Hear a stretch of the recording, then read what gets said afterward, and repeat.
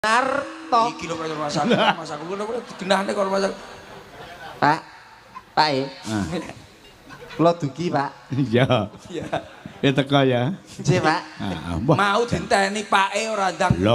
Blongor. Lah sing kurang ajar ki sampean. Lah nyapa? Padha-padha tekan Solo. Kowe mau dipatwal karo apa?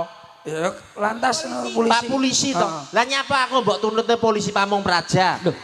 Darani aku kena garukan apa piye? Ya padha ae to, ya Aku padha. polisi lalu lintas. Lalu lintas lho aku. Lah iya padha-padha polisine ning ya beda tugase to, Mas. Lho penting kan jare njalukmu padha-padha polisine.